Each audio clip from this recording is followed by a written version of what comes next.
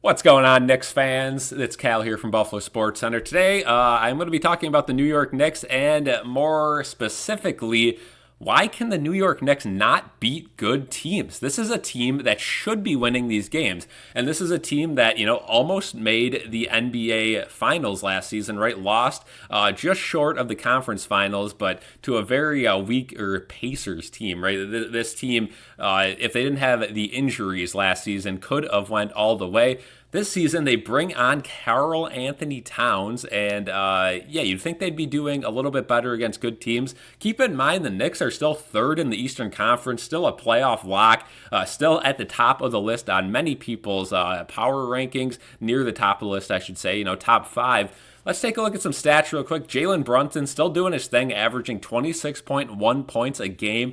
Jalen Brunson's had a couple rough games, though, and I think that's, kind of factored into it a little bit. Jalen Brunson just had a big game against the Sixers to kind of bounce back. He came alive at the end there to stop the sell of that game, because if they would have lost that game, that would have not been a good look. But Jalen Brunson averaging the most points on the team, not unexpected, but 26.1. That number could get a little bit higher, and it's going to have to get higher if the Knicks want to make a deep playoff run. Jalen Brunson being one of those guys who is kind of a late bloomer in his career, right? I always liked his game with the Mavericks, but ever since he's come to the New York Knicks, he's turned into that true superstar that I was hoping for as a Knicks fan. Let's move on to Karl Anthony Towns. You can't ask more from him. 24.8 points. He leads the Knicks in three-point percentage. He's been a great addition to this team.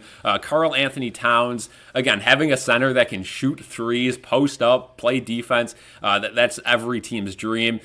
Keep in mind, Mitchell Robinson's coming back from injury. At the time of this recording, he still hasn't, but by the time this video comes out, he probably has. So hopefully Mitch is still healthy. I know he gets injured quite a bit, so hopefully he's still healthy when he comes back. But that's exactly what this Knicks team needs. And man, if you want to beat big teams, you have to have those dynamic duos, right? You saw Karl Anthony Towns struggle without Rudy Gobert, but with Rudy Gobert, that was a great dynamic duo last season. So you have to keep that in mind. And I think once Karl Anthony Towns gets his counterpiece that can be that rebounder, that stick-like defender who's great in the paint, good on dunks, those two in the lineup at the same time on the court, that could be catastrophic for some of these other really good teams that the Knicks cannot beat, like the Thunder, like the Celtics, like the Cavs. They haven't been able to do it this year. Maybe Mitchell Robinson's what they're missing. Now let's move on to Mikal Bridges, averaging 17.7 points a game. A little bit of a disappointment so far this season, right? Mikal Bridges, he loves to shoot those double-team fadeaway shots that go right off the rim. Now, don't get me wrong, I was huge on Bridges. I was very excited when the Knicks acquired him, given that chemistry with Josh Hart, Jalen Brunson, the Nova Knicks.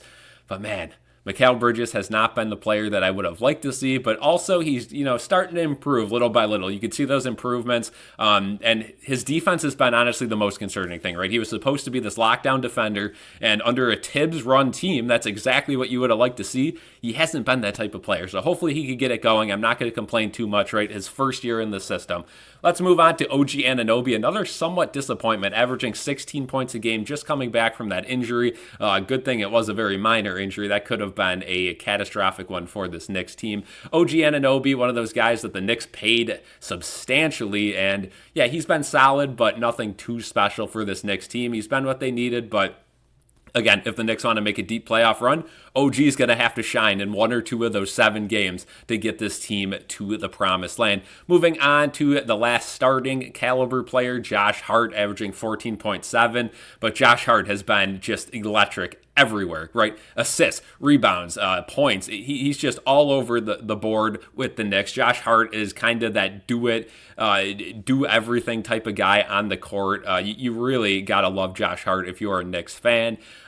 He's just so smart. The only thing I'd like to see is Josh Hart pull a couple more of those threes.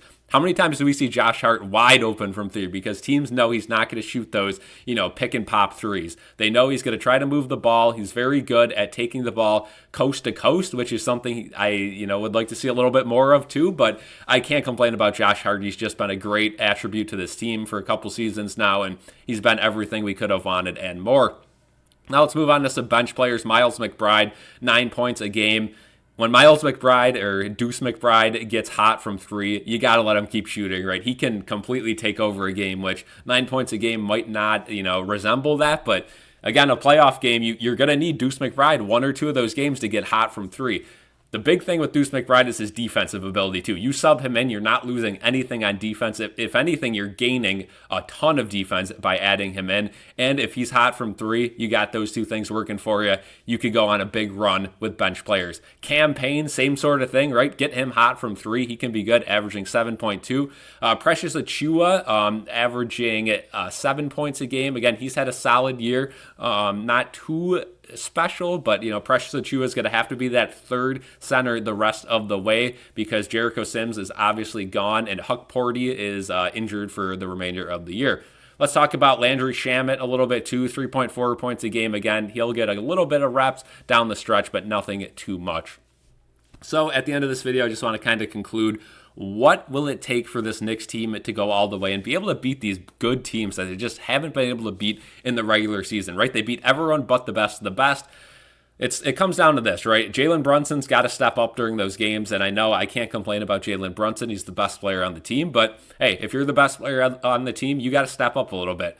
Number two, Mitchell Robinson coming back into that lineup is massive for this team, right? I mentioned how Karl Anthony Towns and Rudy Gobert were, one and one together. They made a great duo. I think they could redo that with Cat and Mitchell Robinson. And the third thing I want to bring up is OG's got to live up to that contract, right? He's playing solid, but I'd like to see a little bit more higher percentage on those 3-point shots, and OG is a good defender, too. He's got to be showing that the rest of the way. So let me know what you guys think in the comment section below. Do the Knicks have what it takes to win the NBA Finals? It's going to be really hard to get by Boston, as we've seen the Knicks struggle with Boston and the Cavs this year in the East. And then over on that west-hand side, we really don't know what's going to happen. That is a wide-open conference. Let me know in the comment section below. Thank you guys for watching this kind of a different video on here. Again, I'm going to be trying to incorporate some New York Knicks, some New York Mets, some just general videos during the offseason here. So thank you guys for watching this video, and peace out.